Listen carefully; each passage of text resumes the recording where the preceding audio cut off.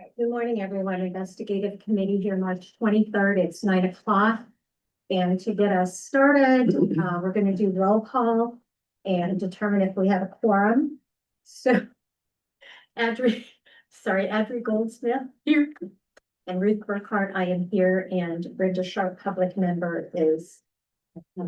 We have a quorum. We'll proceed now and call the meeting to order. We do have an on-site packet that we will be reviewing. And also we have an revision to the agenda. Do we have a motion for that, please?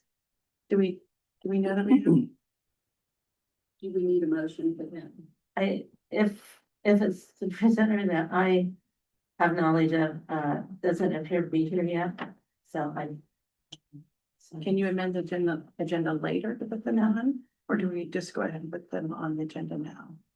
you could put them on the agenda, and if they don't show. Okay. Okay, we can go ahead and read the motion. I don't have a motion that says, oh, I move to approve the agenda as amended. Is that the one? Yes. Yeah. Oh, good. So we'll need to Do say. we need to read that we approve the minutes? Not yet. Okay.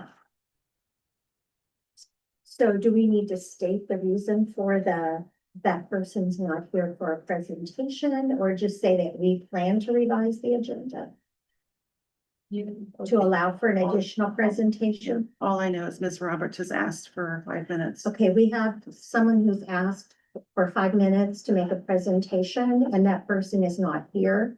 We're going to go ahead and amend the agenda for that. It's Terry Roberts.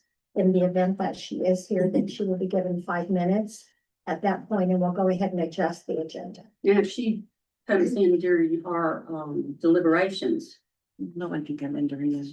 yeah, we're not gonna stop for that. Okay. So would you state that in a motion, and then it's just you and I, so I'll have to second. Well, I put, I approve to amend the agenda or approve the agenda as amended. Okay, And so. You're and the it's second. just me, so I'm going to second it. Okay. And then we will move on, just the two of us. All right. We have no announcements. And now we have the December 8th minutes. Do we have a motion to approve those? Any questions about that as we move in that direction? I move to approve the minutes from December 8th, 2025 investigation committee as written. And I second it.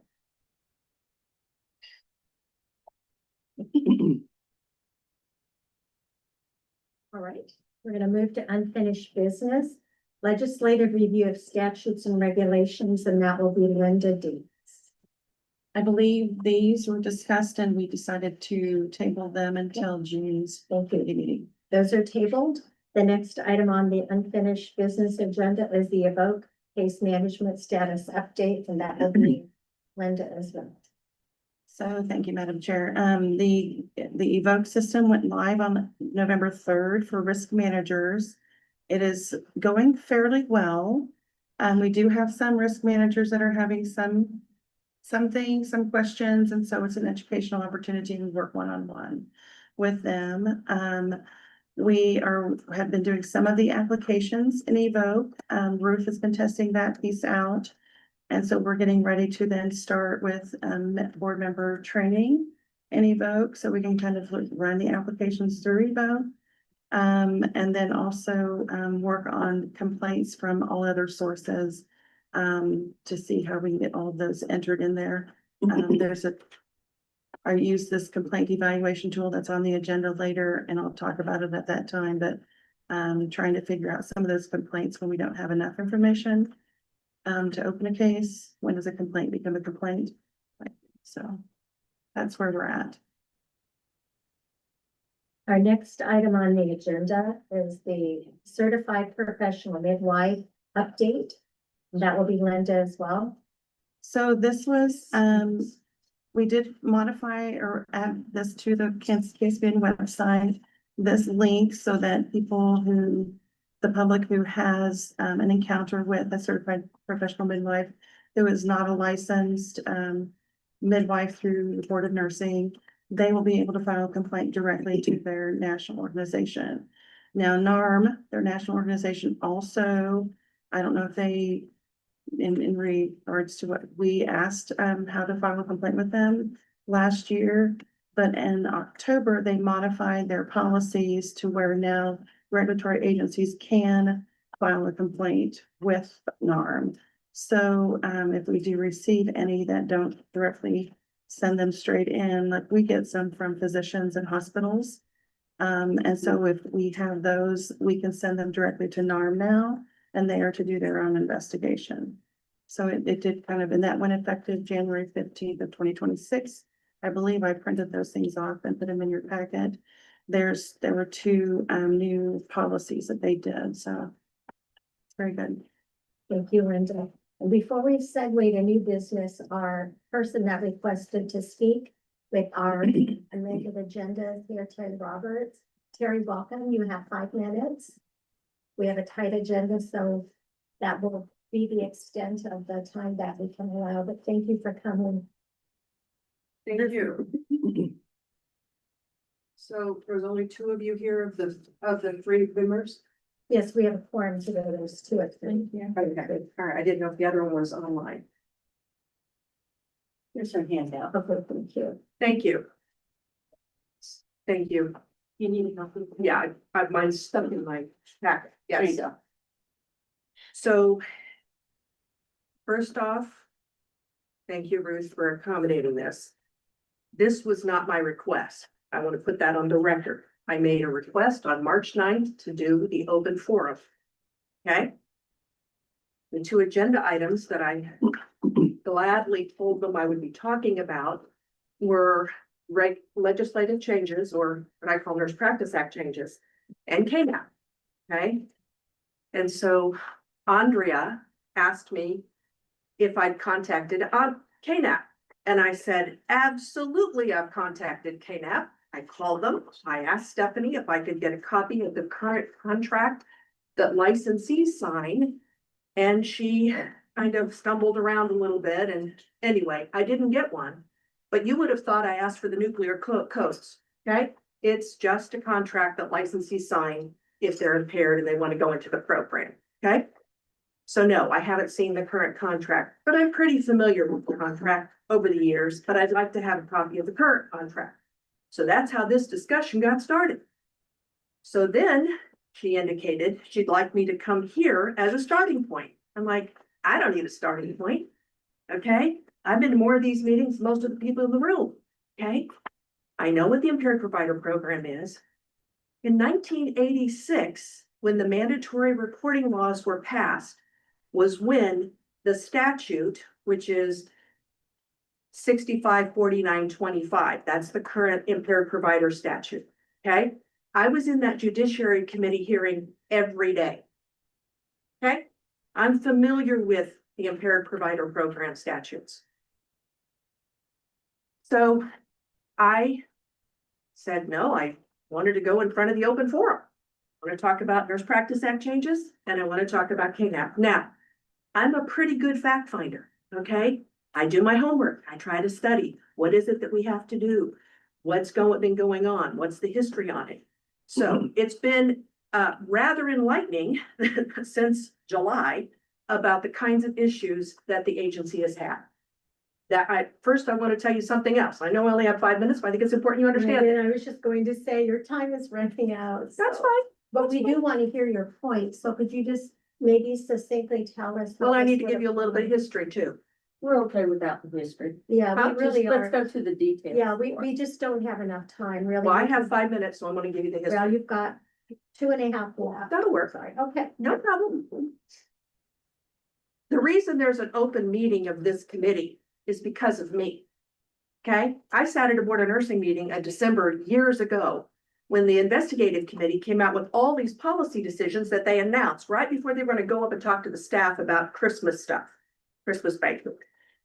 And the attorney, I said, come here. I said, did you hear that? He said, yes, Terry, what's the deal? I said, coma violation. He said, yes.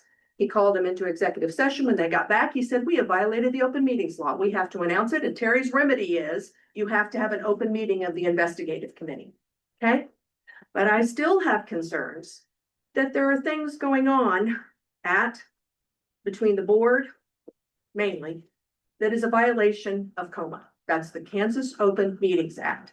Okay, but I just wanted you to know the history on that, all right? So let's talk about KNAP. Yes, I think there's KNAP problems. I heard them as part of the testimony, but you know, nurses who are impaired, they don't like to claim it. They don't want to go public.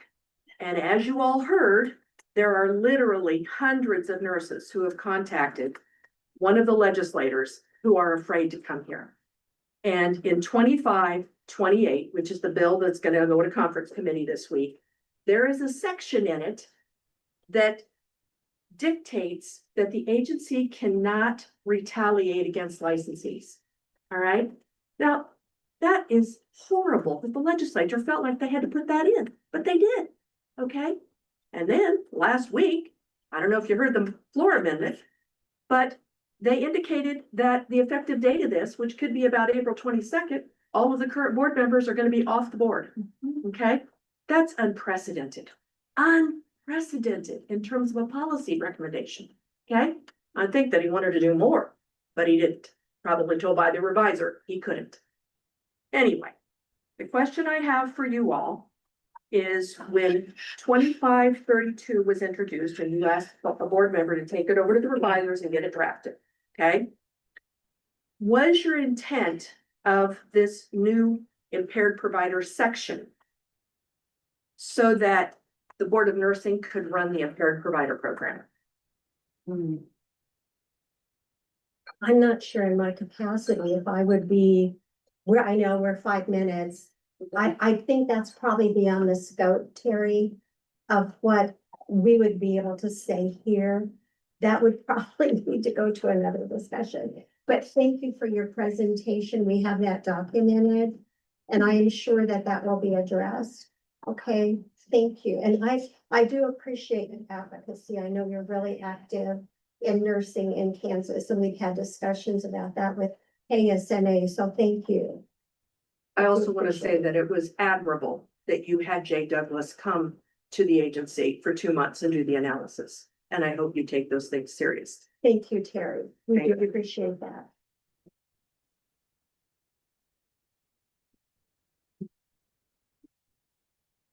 All right, we are ready now for new business. And we have our next item of business is KNAP update on statistical summary. Linda, I believe that is you. We'll proceed with that. Thank you. I believe that is in your package.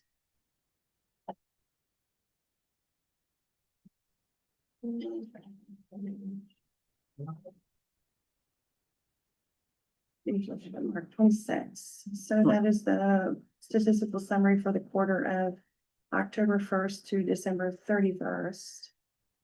They still run around 80 some in the program. It's still averaging what we normally would look at. Stephanie B. Kraft and I did attend the NOAA conference last week. And so she again met with other states to network with them to give some thoughts as to how, to revamp the KNAP program. It's not my understanding that KNAP will ever be something that we bring in-house. That would require a lot of costs, a lot of fiscal, a lot of operational structural support. But so KNAP is looking to see how they can revamp their program. I did ask her if she would be willing to come in June and present to the committee as to what the changes are that KNAP is looking at doing and things and what she's been doing. And she said that she would be willing to do that if that's what she wanted. So yeah, I mean, that's kind of where we're at. There was one thing that was pointed out in the NOAA conference I thought was interesting was that nurses are feeling dropped when they successfully complete the program. And they would like to have something after, so like an aftercares program or some sort of peer that they could like meet one-on-one with, or a virtual blog of some sort. And so a lot of the programs we're talking about, how can that be handled, between states, in a state type thing. So that would be something that we're going to be looking at going forward. I'm on their research committee, and the research committee's next project is to look at stigma And so we'll be doing some educational, things from that, from the research that we gathered, so. So to A lot of clarify, moving. Mhm. from the conference that you went to.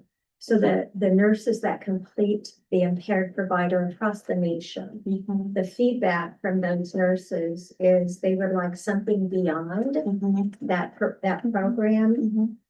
Were there any suggestions given of how that might look? No, some states have an aftercares program, but they didn't really elaborate. It was just Okay. kind of like a mention, and we were all going, how do we do that? So Right. it's a topic for discussion. I think that will go forward. Because it sounds like that would just be up to the providers to Mhm. decide with, it wouldn't apply to any particular board of nurses. It wouldn't apply to the Board of Nursing. It might apply to the, like, KNEP is its own 501(c)(3), so as a nonprofit, Right. do they offer something of that nature? That is, and then who is running it? If there's someone that needs to run it, I don't know. Well, There's it a lot does- of questions. It doesn't sound like other boards of nursing are doing that. Mhm. So this might be something that could be very helpful and help us keep nurses in the profession. We can extend that support because we know how difficult it can be. Well, as we talk to, life happens, and it's like, does it just happen one time? So you might find yourself again 5 years later. How did I get through that before? Correct. Or Exactly. all- I can see that as being a real positive, Yeah, I can. and I would really support that as a nurse. I would encourage them also to talk to, behavioral health on their own too. Some of the employers do offer some assistance with that kind of thing, without retaliation. Mhm. So it would be less regimented, and some of the providers would see you online too, Right. which would benefit them greatly and probably reduce the cost. Mhm. But that would be my suggestion is that maybe they look into that. Mhm. Great. That's really, really good news. I'm very happy to hear this. The second, we want to look at then is we have an on-site packet and a speaker. Am I at the right point on the agenda? Or did I miss something? Okay. So we have Dr. Peter Graham here with, is it Acumen? Am I pronouncing that? Assessments and. Yes, so thank you, sir, for coming and presenting. We're looking forward to your presentation. Now I sent Linda 2 slide presentations. One was long and I think it was essentially the slide presentation that I did at the NCSBN meeting last spring. I guess, which is all the investigators from health boards around the country on fitness for duty evaluations and treatment. I also provided a shorter slide presentation. And Linda, how much time do you want me to plan I on? would say 30. Up to 30. Thank you Okay, for reminding yeah. me to set a time limit on that. Yeah, I think you've got copies of the slides, so I don't know that I have to spend too much time into the slides, but let me just start by saying that Acumen is a company that we started 20 years ago, 21 years ago, in Lawrence. We do fitness for duty evaluations with safety sensitive healthcare professionals and other fiduciary duty licensed professions like lawyers, judges, basically anyone who has a license in the state. Several of us have been doing evaluations like that before at the Menninger Clinic. And when Menninger left Topeka, we started doing these evaluations in Lawrence in 2003 and have been doing them continuously there since. We do a lot of evaluations for, historically, we've done a lot of evaluations for medical boards and state physician health programs. We've also, over the years, received referrals of nurses, but not to the same level as physicians. We recently evaluated a Kansas nurse, and we've been doing more nursing evaluations since I did that presentation last spring. Nebraska's been setting this cases as well. And Linda asked me to come and just talk about the things that we do, and how we might be of assistance to the nurses in Kansas. I always like to mention that anytime I present to nurses, that it's in honor of my aunt, Colonel Elizabeth Blommer, Army nurse, Second World War, Korea and Vietnam. So, and my mother, who was also a nurse. Leave her out. Now, should I just say advance? Yeah. Go ahead. Yeah. So, forensic fitness for duty services, the things that we do are aligned obviously with the regulatory function. So a point that I would want to make in this presentation today is that in order to do evaluations like this, the provider has to have some knowledge about the two things basically about how to do a forensic evaluation, which is different from clinical evaluation. And you need to know about the things that are of concern to licensing boards, basically patient safety, risk, those sorts of things. The average clinical evaluation in a community doesn't necessarily approach an evaluation from that perspective. Our effort is to be a neutral opinion to boards on the forensic subject of fitness. It's forensic because you all are finders of fact. The board is a finder of fact, and we're offering an expert opinion to that finder of fact in an administrative law context. There's a protocol for doing evaluations for fitness for duty of safety sensitive professionals. We're familiar mainly with the protocol that's been developed over years in the medical board world and the physician health program world. But I think there are some parallels. Obviously, there's some differences with nursing. If we go ahead and advance the slide again.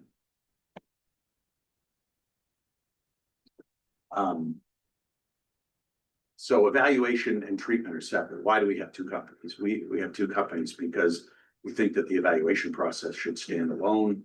Historically, in the safety sensitive healthcare fitness world, people would come for an evaluation and be like within the first day be funneled into a treatment program. Now, sometimes that's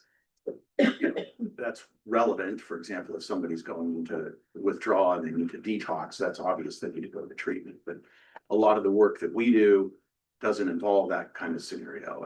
And the goal is to offer an opinion about fitness that's separate from treatment. Then our preference is for the person to consult with the state professional health program.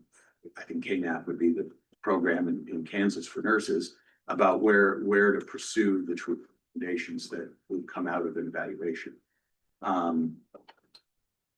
The evaluation is always oriented towards fitness, toward the rehabilitative potential of the provider and what their treatment and monitoring needs are going to be in order to return themselves to a level of fitness and accountability to the state that goes beyond an outcome that would be generated from just a private psychotherapeutic or psychiatric consultation. Obviously, we're treating mental disorders. We're also treating professionalism problems. A lot of the cases that get referred to us historically with acumen, we do evaluations of all types of professional problems, including addiction, disruptive behavior, misconduct of various sorts. But the evaluation goes to sort of broader than just addiction to other psychiatric problems and behavioral problems that are disrupting the work environment, disrupting that person's individual fitness. And we're also looking at the practitioner's ability to reorient to their accountability as a licensing state. Go ahead and advance this.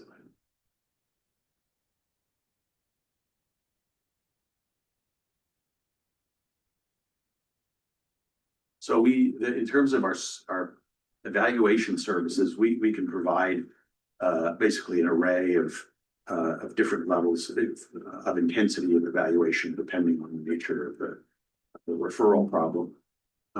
There's obviously sort of a gold standard multi-day forensic fitness evaluation. I think that would be a rare situation. It might be more indicated with a particularly problematic nurse practitioner case, for example.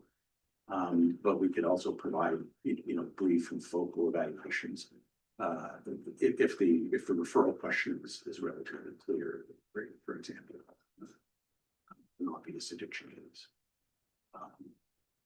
But the goal would be to meet the needs of the board while also making it affordable to the practitioners being evaluated.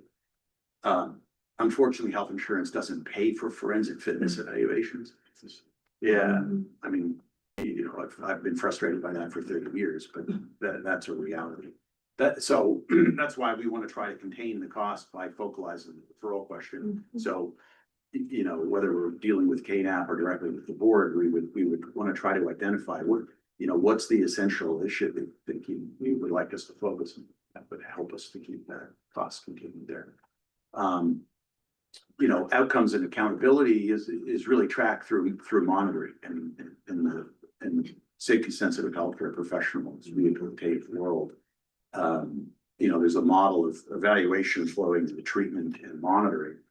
And then, that practitioner's accountability and outcomes tracked over time for a period of years.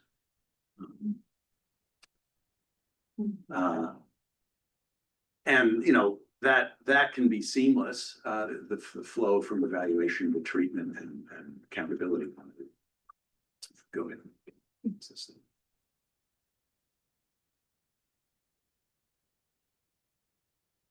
So, this slide just sort of identifies a variety of issues that we work with that lead to someone being referred to us. At the bottom bullet point there is kind of important. Another difference between a forensic fitness evaluation and a private clinical evaluation that usually, starts because the provider is experiencing distress and they want to go up and get help. And that's great if they can do that. Unfortunately, most of the cases we're working with haven't sought help themselves. And it doesn't mean they're not suffering, but they haven't sought, and they've gotten to a point where they're being required. And, we pay attention to the fact that the process begins with the evaluee being coerced by the regulatory power of the board, and they're psychologically reluctant. And we acknowledge that with people when they come to us, and we try to do a little bit of orientation around helping them to understand the context of the evaluation. That begins really with their informed consent process, when we explain to them what they're about to undergo. If we could advance the slide. So the variety of self-care problems that people come to us for. I'm not sure how, to what extent, disruptive behavior behavioral problems or personality problems that are disrupting work relationships, if that ever comes to the level of the board's attention or KNAP's attention. But we're dealing with that a lot in the evaluation. But there's a variety of different problems in self-care that bring people to us.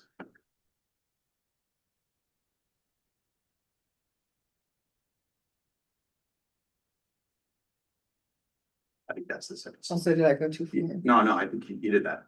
One thing I'd want to point out is when people are being referred to us for personality or character problems or ethical violations or even the perception of impropriety, and this is something that providers have a hard time. It's like I'm not having a problem. I'm not experiencing any distress. But people in the work environment have been perceiving the problem, and that's oftentimes the basis upon which people get sent to us. And again, we have to orient them to that. And we also have to orient them to the fact that stuff that you're doing in your private life may bear on your fitness in your work life. And that's one thing we've learned over the years is that providers in every profession aren't really oriented to this issue. That when you receive a license from the state, you're going to be accountable for everything that you do in your life, including what you do in your life. Not that we want to go and police people's private lives, but obviously if the things that they're doing in their private life are resulting in them showing up to work unfit, then it becomes a regulatory issue.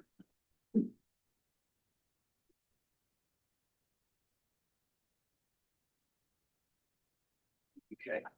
So, what do we think about when we think about unfitness, right? Obviously, acts of incompetence or negligence, patterns of incompetence or negligence.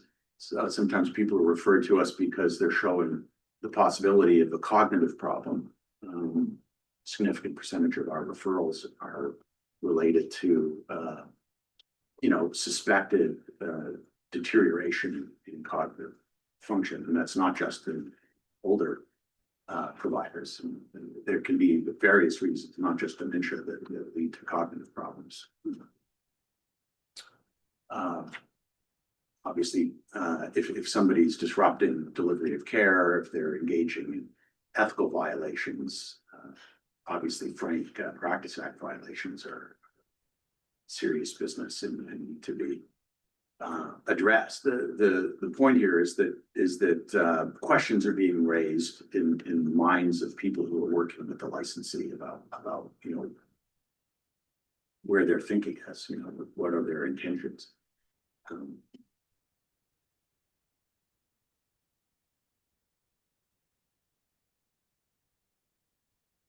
So, we're looking at mental status and cognitive function in every case, unless the referral source feels that there's really no need to look into the cognitive question. We can do anything from screening all the way up to a full neuropsychological test battery, depending on what's indicated. There's a personality and moral character aspect to the evaluation, especially in terms of the person's appreciation of their duty and the necessity for professional accountability and self-regulation. Does the person have any awareness that that's part of being found fit to practice as a nurse? And a variety of types of risk are always being looked at. Their clinical risk, their interpersonal risk, and obviously their ethical risk. And we're looking at their decision making. On what basis are they engaging in moral judgments about the decisions that they're making at work in relation to the relationship between their private life and work.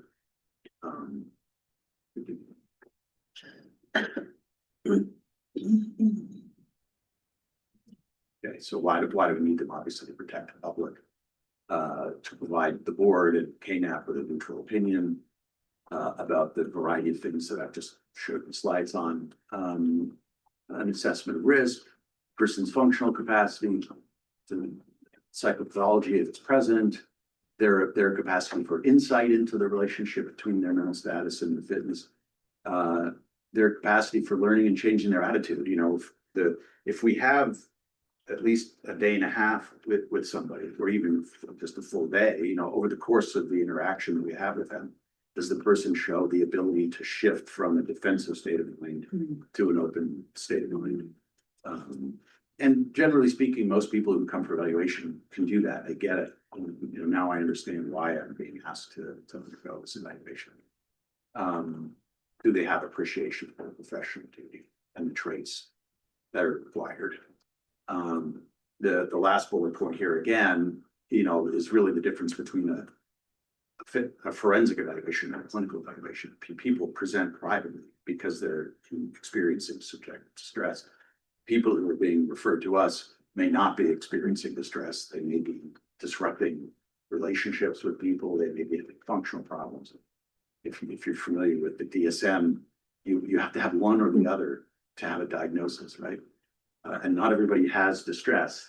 Sometimes it's just that they're making a mess in their relationships and their occupational function.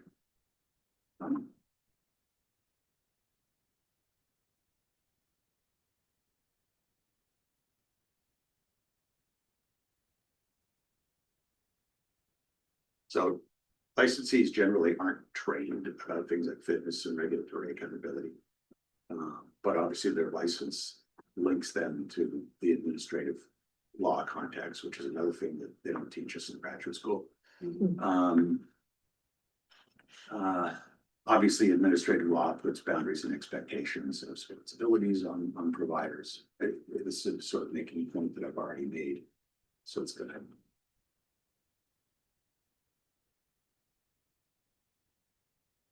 So the provider, given the differences between forensic fitness evaluation and a regular clinical evaluation, the provider needs to be oriented to the difference.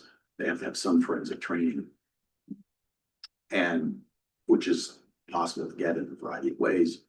And evaluators having done this type of evaluation for a quarter century, I've appreciated that sort of regular exposure to not just other people in my field, but also to boards, professional health programs, investigators, right?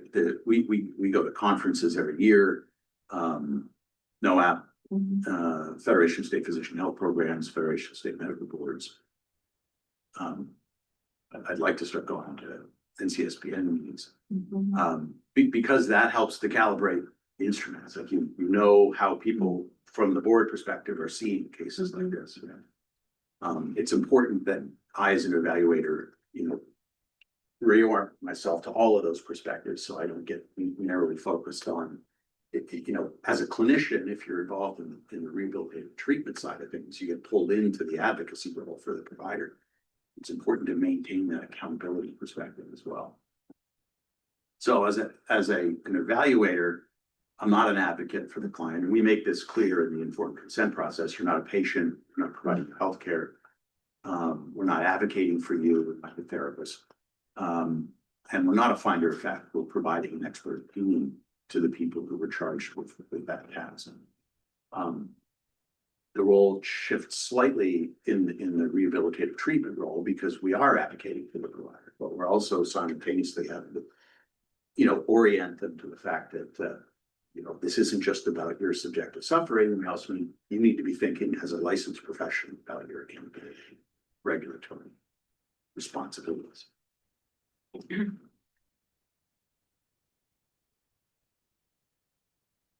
So I've already mentioned a few times the difference between, the clinical aspect of things, that there's more of a helping role, folks in whatever safety sensitive healthcare profession that results in working therapeutically with people. We want to help, right? We want to advocate for people.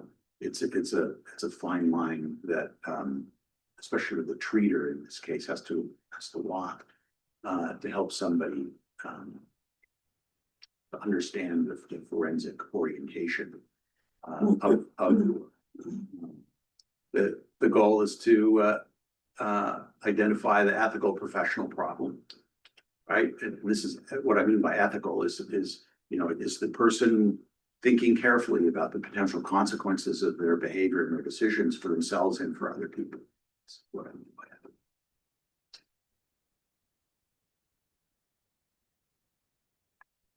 ethical. So one thing we're looking at is in the evaluation process is in this case, the nurse's ability to form a working alliance with the scrutiny. Are they able to go from, distressed and worried about what they're undergoing to beginning to examine themselves and engage in a conversation about the struggle, the difficulties they're having, the ramifications of those for their fitness.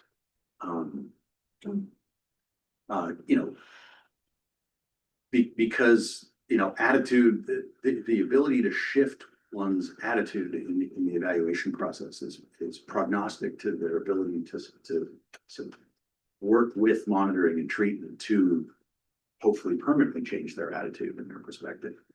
And again, I've already talked about the difference between evaluation and treatment and why we think that's important to keep set there.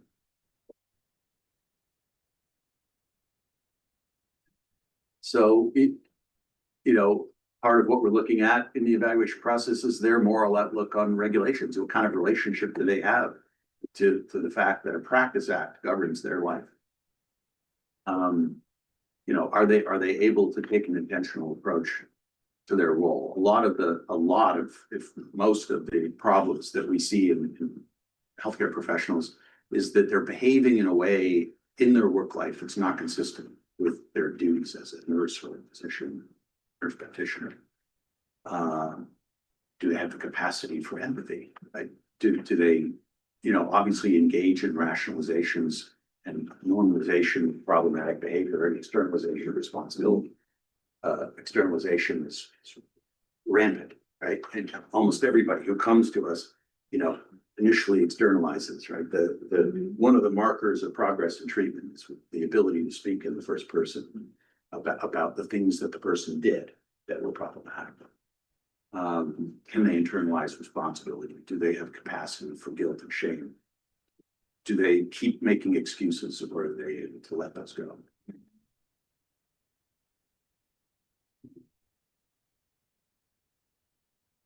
So just to, how much more time? I don't know.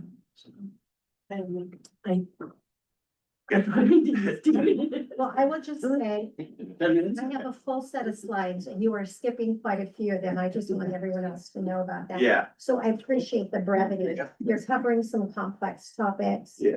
And I think you've done a good job of shortening the slides that you sent, so thank Yeah, you. I'm glad that you got all the Should be- slides. And certainly, if anybody ever has questions about what's in those slides, feel free to contact me Thank or phone or email. The elements of the evaluation process, right?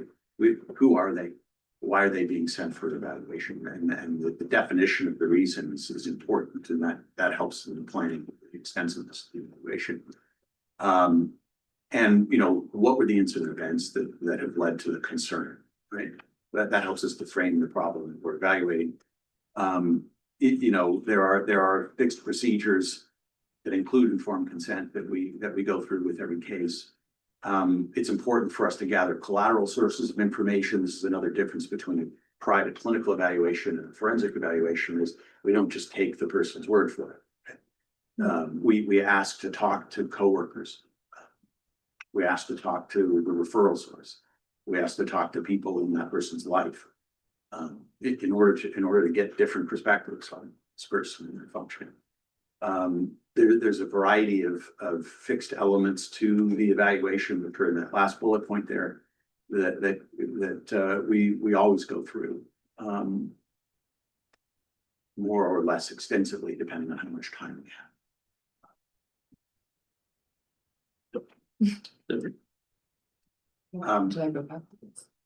Usually that's good right there. The vast majority of the time we're doing at least a urine drug screen. Sometimes we can also do hair testing if we want to get a longer window of detection. And if alcohol is the particular concern, the PEth test is, you probably know about that test. It's brilliant. It picks up on a pattern of drinking or in a large volume of drinking over the last 2 to 3 weeks. I did an evaluation a couple of months ago where in the last day of the evaluation, I did a PET test on this gentleman and he's like, "Oh, what is that test for?" And that's when his confession about drinking a handle of vodka every week.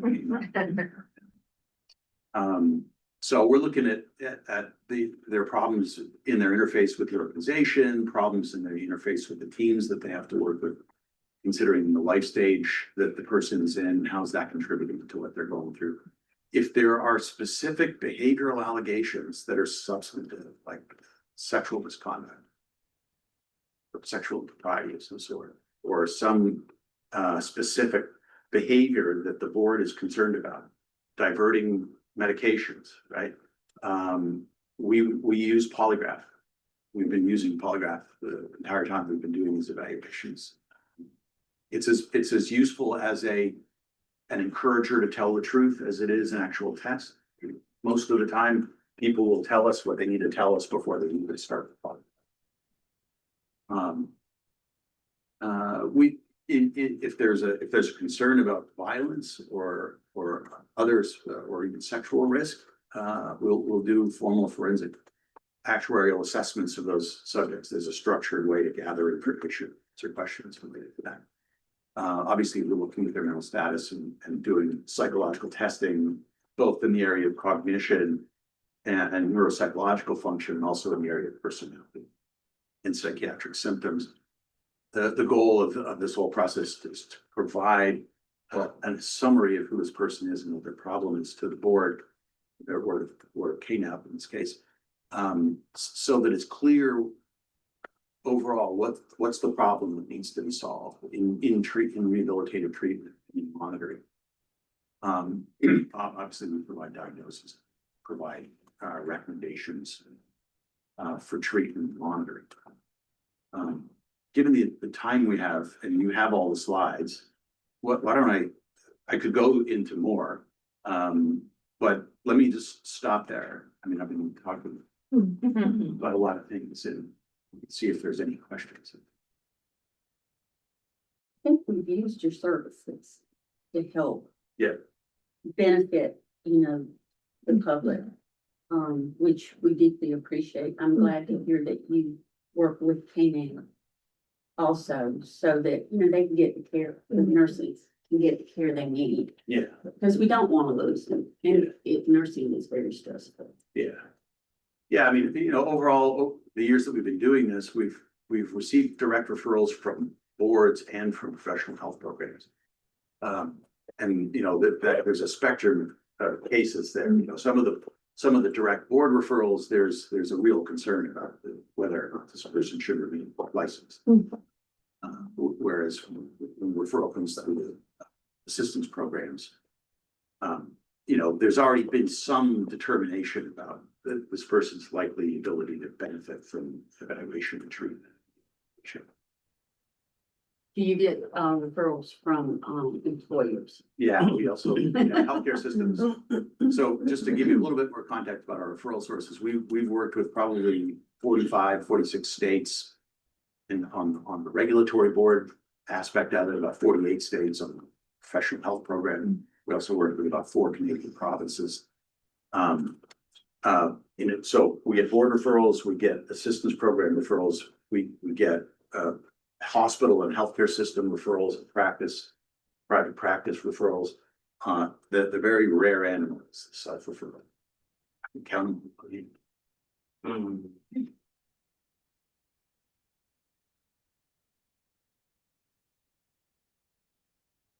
I think the one other thing I guess I would comment on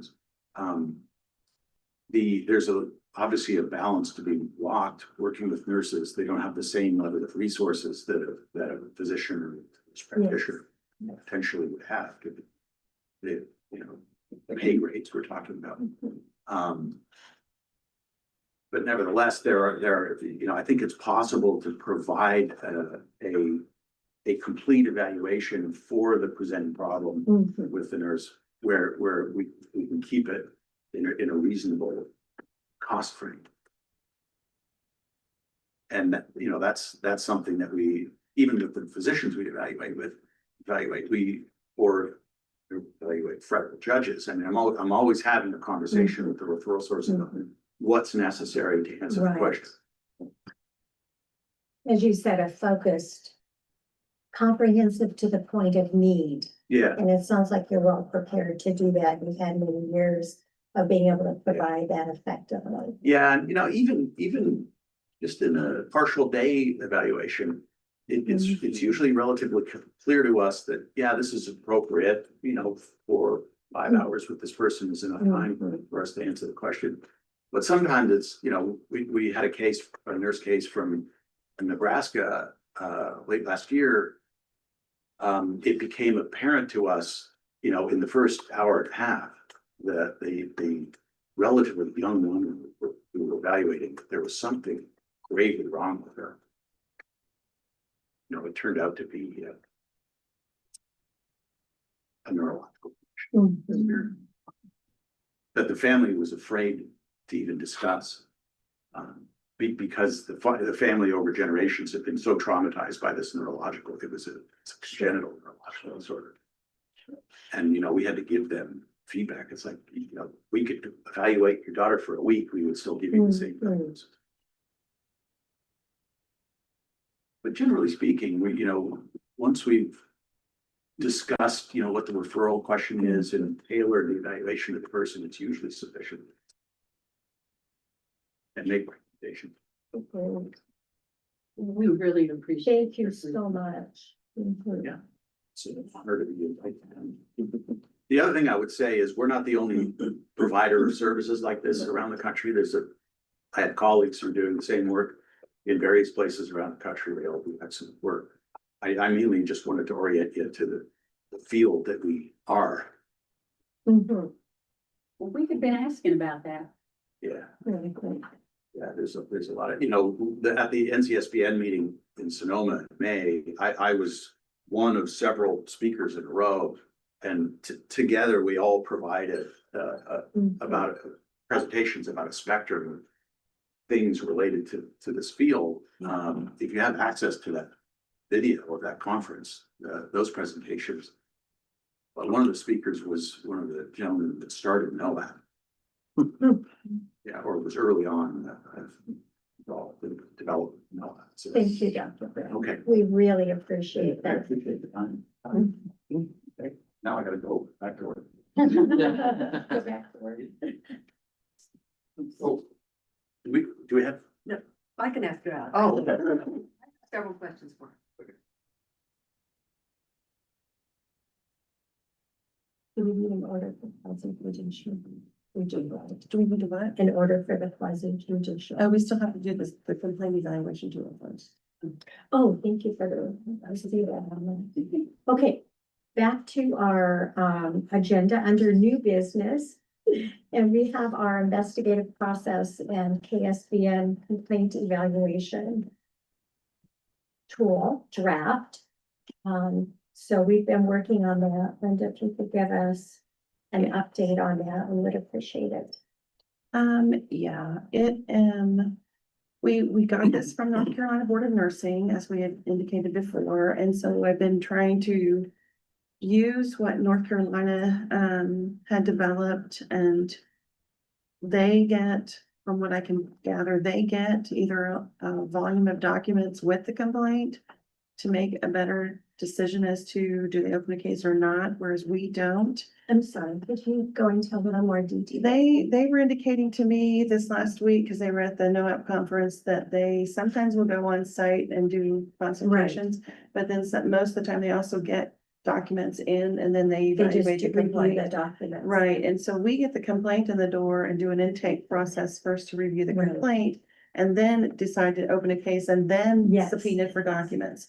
So we've asked general counsel in the past before, can the facility at the time they submit the complaint, submit documents at that time with an affidavit? And it's never been really truly decided as to giving us permission that we can get documents when we get the complaint. Well, in using the North Carolina's tool, they're indicating they get enough information to really evaluate the I've complaint read to this. see if it needs to even have a case opened. So it's the cart and the horse, where, and can we get an answer from general counsel that says, yes, we can do this, or no, we can't? But I mean, we've had this discussion and we don't get a response, so. Do we need to formally put that request in? Mhm. In writing, I've Mhm. done it with Charles several times and now he's no Does, longer, so. does the board need to? I don't know, If you could, I can, we can Sorry. visit, it's on my list of things. Yeah, sorry, my name is Nicole Turner, this is Jordan Akins, we're now general counsel for your board. Great. Nice to meet you, Nice we to didn't get a meet you. chance to, I did introduce not ourselves. know that. I would have introduced you. No, you're here. We didn't get a chance to come over before the meeting, to introduce ourselves, but, Ms. Davies, if you want to reach out, we'll schedule a meeting. I hear you're here on Mondays, so I plan, it's on my list. Okay, yeah, if you follow wanna follow up with us after our meetings, we can. We can have that discussion, Yeah. that'd be great, Yeah, thank that'd be you. wonderful. welcome. Well, you. I also was asked to, and this is another thing I'll put on the list, but, to do a cover letter back to complainants. As to status if we're gonna open it, the review of the complaint, the receipt of the complaint, whether we're gonna do a case or not, and there's various schools of thought on that, so I have some questions, Yeah. so we'll visit. Yeah. Okay, so, Yeah, that would be helpful to have legal counsel. look at yeah, that, for absolutely, Sure. absolutely. Yeah, any questions that the committee has outstanding or Mrs. staff does, just please let us know and we'll have a list. and I have we can my go. list, yeah, we can get started. Hey. Love it. Okay, so that's about all I Thank got you. right now, so. Thank you, Linda. And then we will need a motion, correct, to move into quasi judicial. Do we have a motion for that?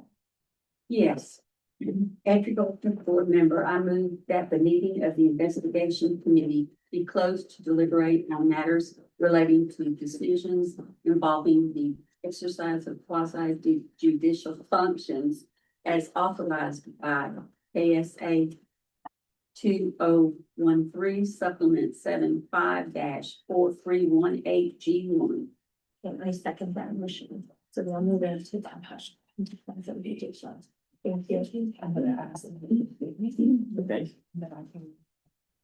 Okay, we'll see you later. Sorry, I didn't catch which one was this. Oh, sorry, this is Adrian. I'll see you later. Sorry, is this the executive or the quasi? Quasi. Quasi, thank you. Trying to talk to them, but the city does want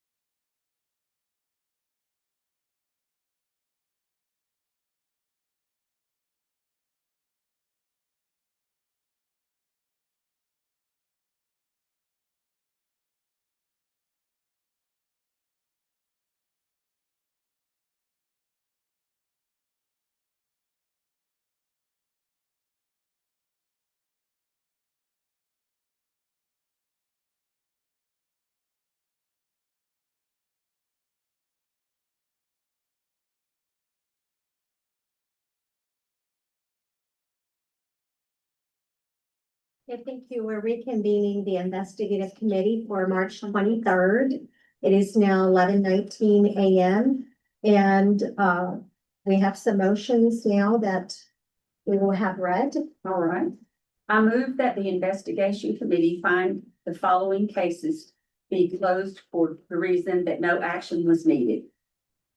And I second that motion. Oh, I'll just sign them later. All right. I move that the investigation committee approve by consensus the case disposition represented on the spreadsheet titled reinstatement applications. And I second that. I move that the investigation committee approve by consensus the case disposition represented on the spreadsheet titled conversions. I second that motion. I move that the investigation committee approve by consensus the case disposition represented on the spreadsheet titled endorsement application. I second that motion. I move that the investigation committee approve by consensus the case disposition represented on the spreadsheet titled inactive by staff. I second that. I move that the investigation committee approve by consensus the case disposition represented on the spreadsheet titled new grads. I second that. I move that the investigation committee approve by consensus the case disposition represented on the spreadsheet titled cases not open. I second that. And I move that the investigation committee approve by consensus the case disposition represented on the spreadsheet titled unlicensed practice. I second that. Thank you, Audrey. The next order of business is the agenda for the June 2026 committee meeting. Linda, do you have that? Yeah, I just have a question about the motions, if I can make that. Yes. Another question. Was there a motion for determination of probable cause? I think it was the first one. I heard the no action. No action. I don't see that. You have a motion for probable cause? Okay. We can write one, and see if I can pull up the sentence. Probable cause? No. Yeah. Okay, so we'll need to write a motion Just for gonna that. write a motion. I just have this one. No, that should be for, Did I miss one? yeah. One of us. Thank you, Linda, for bringing that to our attention. Just trying to keep track. Okay. I don't have the previous language. That has the no action. So it's something about like determination of probable cause. That's all I remember. Do you? Oh, we just need to write it on. You can just write. Do you She's have got a a blank blank? one. She got a We blank. could write that. And then we'll take action on Can that. we, can you write 12 at the top for me, so I know that that's number 12? 12? Yes, like right up here. Yeah, where it says Just motion number. anywhere? Okay. Do we have any Thank you. meetings that'll be open, or is it pretty much? Next time, we're just gonna do the agenda. Text if you need something. Okay. Do we have any examples from, guys, do we have an example from a previous I'm meeting? looking, I don't have any at the moment. I just want it to be consistent. Cause I don't even remember one from the last committee meeting. Let me go. I can't, cause I don't like wings when I have.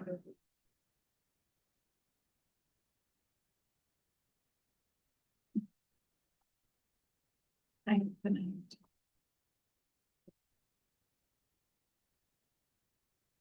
We don't have a motion for the following.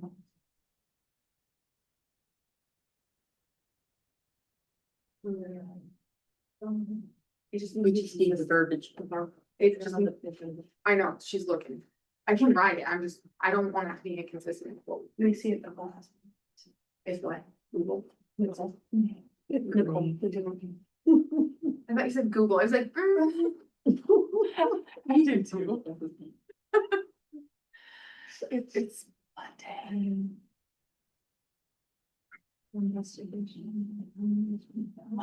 Monday. We found it. Will you sign that and sign it, Shane? Thank you. She's a. Oh.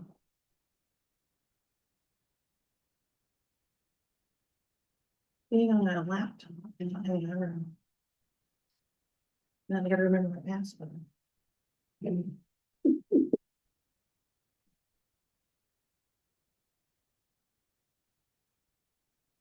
And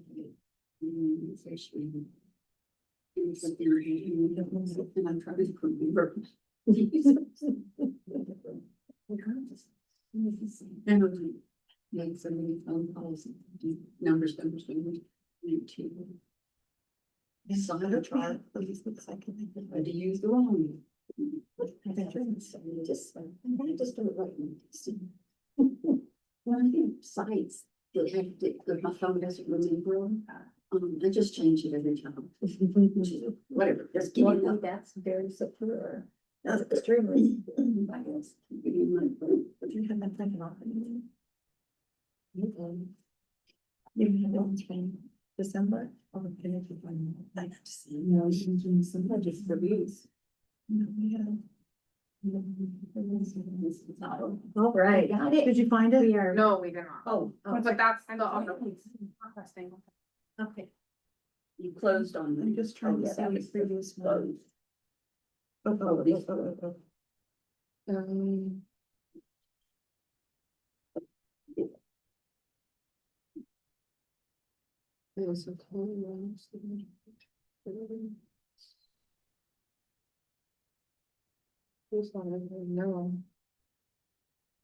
No. It says I have 12. Which one are we looking for? The one that says determination. Yeah, Determination of probable cause. It would really just be, I move that the investigation committee approved by consensus. Yeah. Case disposition. That's- represented on the spreadsheet titled. Okay, is that okay? I just need the word for the. Here, got it. Is that the unlicensed practice? I'm coming over there. Is it this one? It's probable cause.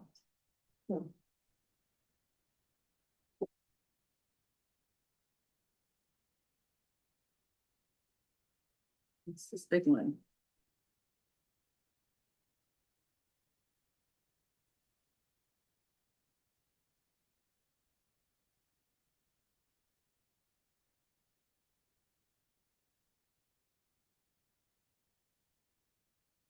Sam, can you tell Rachel? Can you go tell Rachel we found it? Please, thank you. Was it this way to copy and paste and send her and email? Can you get email? I'll just write it. Oh, that's fine. Okay. Oh, yeah. Okay, I didn't know that. Everything, because those are the ones that come out, that they say, yes, we need to take action. Others, the ones that say no action, we need to take action. We'll wrap those up. Okay. It's more than just a few seconds. Sorry, ladies. It's okay. I'm usually more prepared, I guess. You were there, well.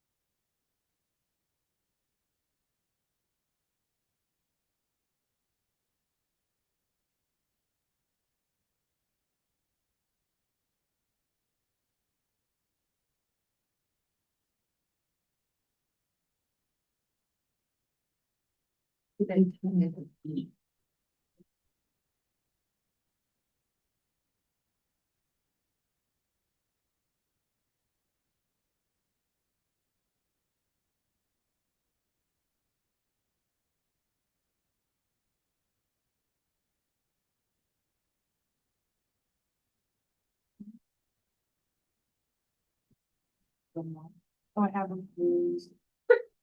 Thank you. I even know this. Did you find it online? I have. No, I found a lot of December's. it's just the same as December. It was my fault. Hold on.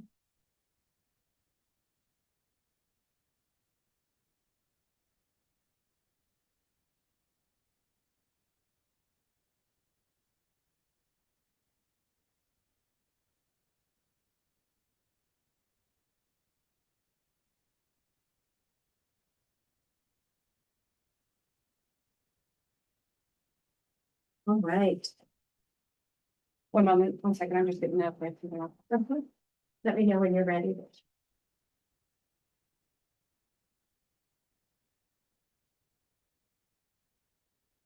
Oh, we ready for this motion? Are you ready? 1 second, I just running it through general counsel really Okay, fast. thank you.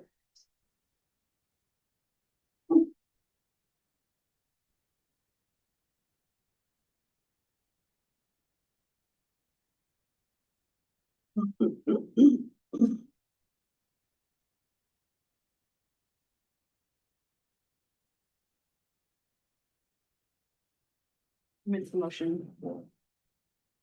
What, to make, what are, what's the motion?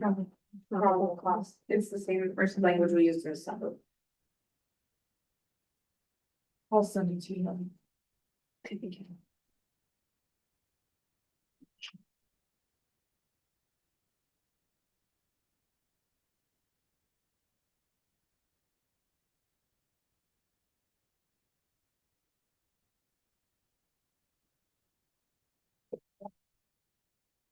Well, you're having general counsel, you, Tuesday, they have to.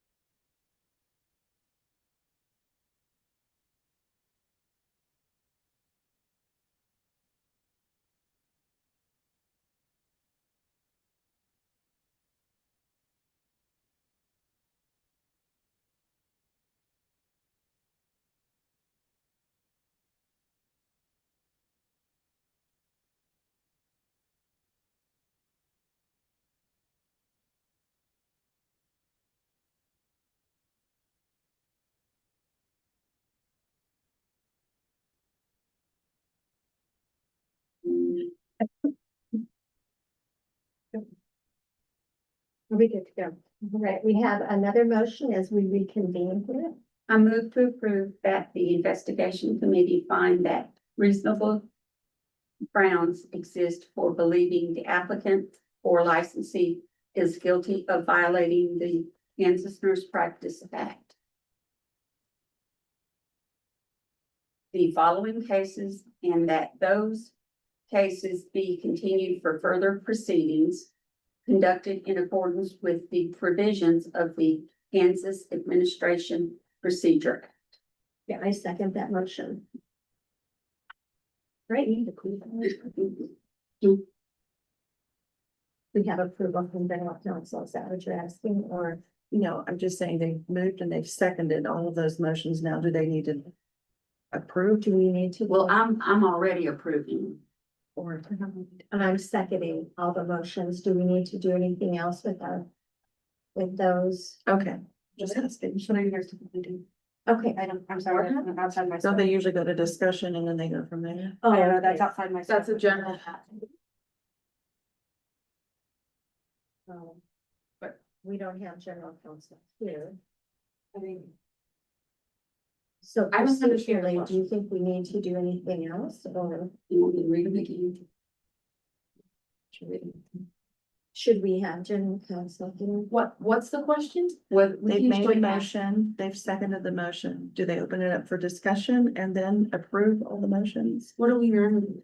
That's usually what's happened in board meetings. Oh, okay, so is, Right? The You two have a of us, motion and a second, and know. there's discussion and everybody vote okay, we can say that. Is there discussion for any of those. for any of those that the motions we've just read? I do apologize. no, This I have is no, step no there. discussion. Okay, thank you. Thank you, Linda. No problem. Okay, so then we'll move on to the next item on our agenda is the agenda for the June 2026 Investigative Committee. Do we have any items placed on the agenda? Madam Chair, I believe we said the legal statutes were gonna be tabled until June, Yes. and then we have a KNAT presentation. We're gonna ask her to come. Okay, will that be Stephanie Bufrath? Yeah. Okay, okay. Any evoke updates, Okay. and I don't know if I have any additional information about the complaint evaluation tool The CET. and the investigative processes, because meeting with general counsel to see, Okay, I might have updates okay. with regard to that. Just as we go through. Investigative process updates, I guess. Let me restate those then. So for June so far, because we tabled the legislative review of statutes and regulations for today, we will do that in June. And then we'll have Stephanie B. Kraft with KNAP make a presentation. We'll have an update on the evoke case management and the complaint investigative tool, the CET that we've been working on. We'll get an update on that. And then the investigative processes. We'll go ahead and get an update on that. All right. Well, I believe we are finished with our agenda unless somebody can advise me otherwise that we've missed something. We need a motion then to adjourn. We don't, we're done. Okay, great. It's adjourned. We are adjourned. Thank you at